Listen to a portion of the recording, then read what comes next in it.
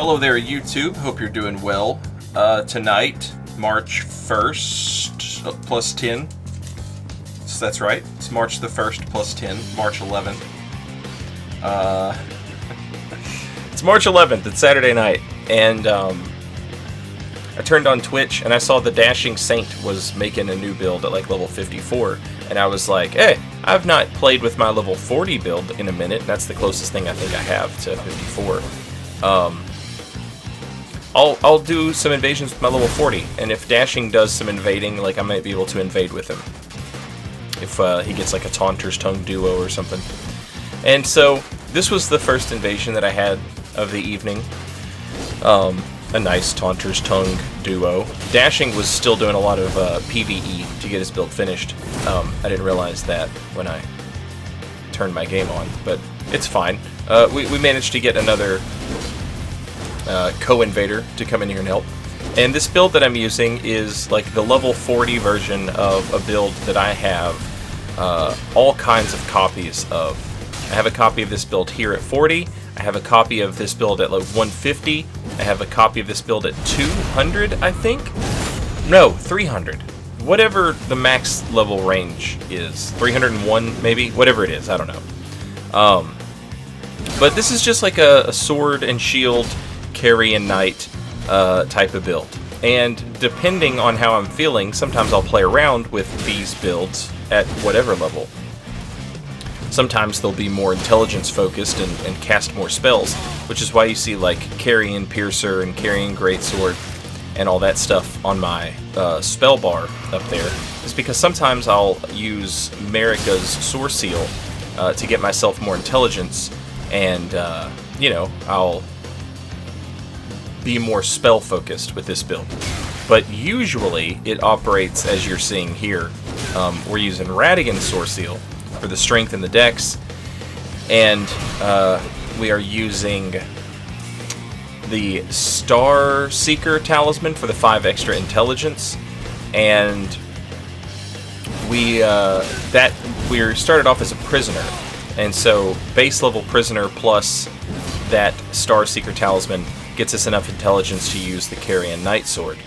And so we've got the Carrion Knight Sword and the Carrion Knight Shield, and then we've got a little extra strength and dex, and we've got like a spear and a great sword, just the very standard, very typical Saint Riot type of knight guy. You'll have a minute here to like sort of look over some of the weapons that I have. The Glintstone Chris, we have that. Wing of Estelle, we have that. We have a cold infused bastard sword. And, you know, this is just sort of a melee build that is blue flavored. It's a blue flavored because intelligence is blue.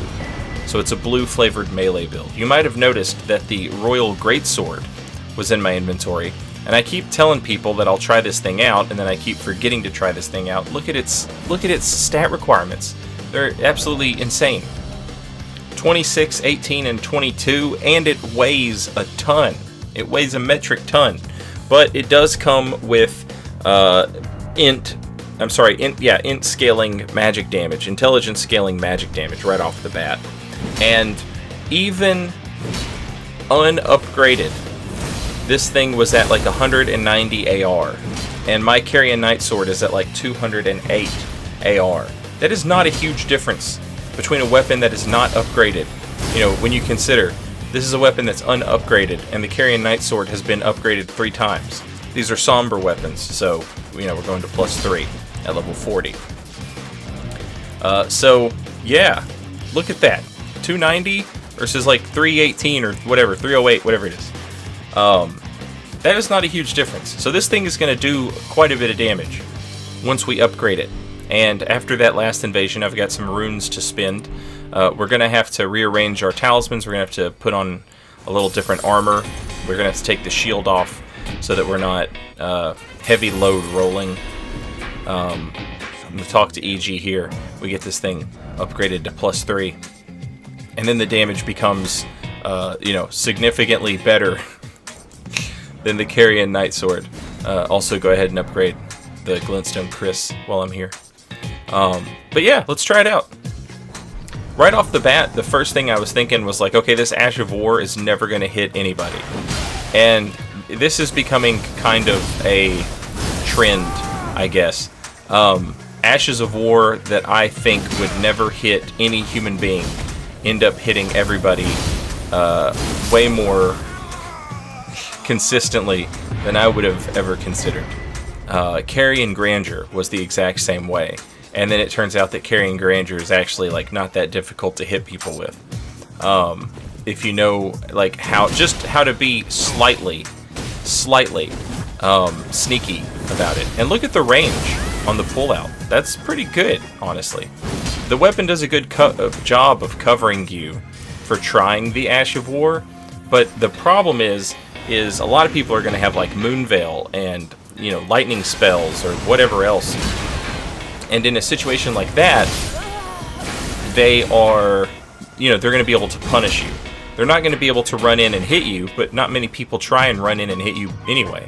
Most people are content to just throw a laser at you. And so while that Ash of War does do a good job of covering you, like physically, against any sort of ranged attack, it's not going to do anything to help. And so that's something you have to be careful of. But yeah, much better than I thought it was going to be. This is the build that we're using. We're level 40, and you're looking at those stats, and you're like, that doesn't add up to 40. Of course not. We're using Radigan Source Seal, Starseeker Talisman, Star Scourge Talisman, and then we've got Erdtree's Favor +1 for the extra HP, stamina, and equip load. So those are the numbers with all of those talismans on, right?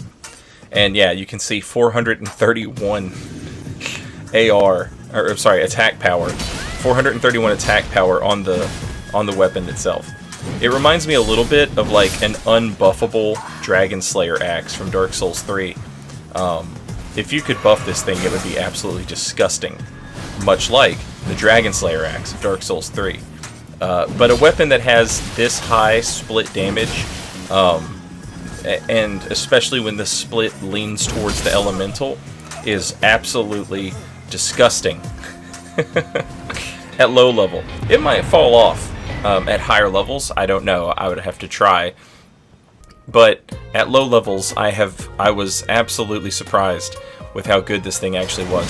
And another thing that I will say for the Ash of War, this invasion right here features just a really great example of how to use this Ash of War to punish other Ashes of War that are slow.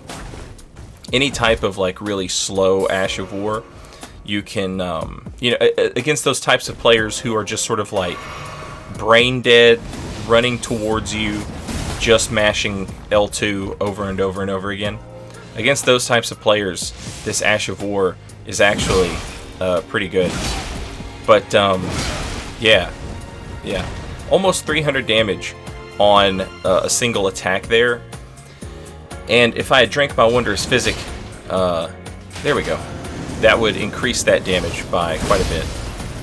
So our opponent, this Phantom, has switched over to Malekith's Greatsword, Malekith's Black Blade, or whatever it's called. And that locks him in that animation for so long that we can afford to make that trade. Absolutely. Look how much more damage we did to him than he did to us. That's significant. Significant. And like you saw in the video earlier, we used it against Bloodhound Fang. Ashes of War that are like that. Those Ashes of War that take a minute to do. Or maybe even those Ashes of War that people just spam, like Reduvia. Keep in mind, though, that if you get bled out, that it will break your hyper armor on this thing. But the hyper armor that you have on it is absurd. Pretty much any Ash of War that has you jump into the air, once you are in the air, your hyper armor is like not going to go anywhere unless you get bled out or frostbit or something. The amount of hyper armor that you have is just insane. I'm sure there are ways to break people out, but they're not something that a lot of people do. So it's not something you have to worry about. My opponent there with the perfect block, which was hilarious. Obviously an accident, but it's funny that he pulled it off. A silly thing that'll happen when you like upload invasion videos is people are like, yeah, but you only killed bad players with it. And yes, my friend, that's exactly what I did, because that's who's playing the game. It's not a coincidence. And that's what I'm talking about. Would I take this thing into the arena? Probably not. There's no reason not to just, magic or cold infuse a colossal sword and then put whatever Ash of War you want on like a cold or a magic infused Zweihander or Greatsword or Troll Greatsword or whatever. There's no reason to not do that over using this thing if you're gonna like go into the arena. Just that Ash of War is like, it will hit these players non-stop, much like Carrying Grandeur. Non-stop, you'll hit these types of players with it. But in an invasion where your opponent only has to look at you, you're not as free to improvise. You got to play a little bit more paint by the numbers. Accidental use of the finger there, but it doesn't matter. Yeah, this is much better than I thought it was going to be. I wouldn't say it's great, but it's pretty good. Pretty good. Look at this Ash of War kill. It's beautiful. The range, the ability to hit this on Wake Up is pretty interesting. It just has like really good timing for, punishing somebody as they wake up and they are just panic rolling around. Not this invasion, but the invasion after this will feature another really good use of this weapon in the Ash of War. The Wolf's Assault is what it's called. As like a wake-up punish if you are willing to like time it out and sort of get a feel for it, People just keep running into it. I don't know. That I don't really count that as a wake-up, because I don't think that person was pressing buttons anymore. But this invasion has just an absolute beautiful use of Wolf's Assault as a wake-up. And, yeah, honestly, it's like almost the exact same thing as like Carrying Grandeur in terms of like its ability to punish people on wake up, and its ability to change targets mid-attack. So you can do the attack looking at one player, and then, start looking at a different player right as you do it. And if that player didn't see you make the adjustment, they're never going to know. How would they know? But yeah, look at that. A beautiful wake up. So yeah, like Carrying Grandeur, it's just really good at that sort of like, sneaky sort of, you thought I was attacking target A, but I was actually attacking target B. Look at how cocky and arrogant. Look at the slow walk. Yeah. Oh yeah, do gestures. That's so jester. Oh, he snap a finger. He's saying, we're gonna take care of you this quick.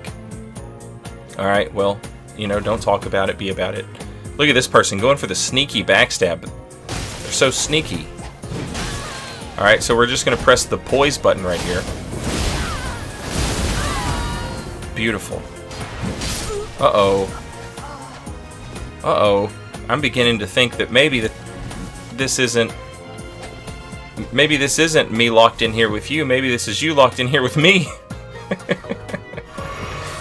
And keep in mind the damage that you're seeing.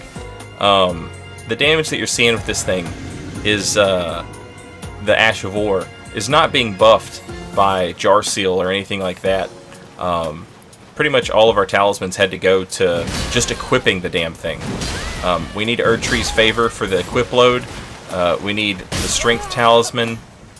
We need the Int Talisman. And then we needed Radigan's Source Seal as well. So we needed all of that just to equip the thing. But, if you manage to slap on, Like maybe if you weren't insisting on wearing some carrion-related armor, you wear something a little bit lighter. Maybe you know, you could get away with putting a Jar Shard talisman on here and just absolutely deleting people. But it's just not necessary.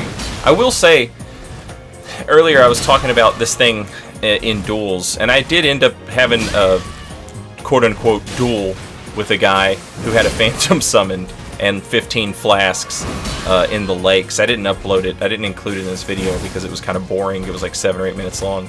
And I managed to win that against a guy using heavy thrusting sword jump attacks. He was just in the process of learning, but my point is this thing held up okay in that situation. So, you know, maybe I didn't get enough credit, but it rules. It's good. Try it out. Later, y'all.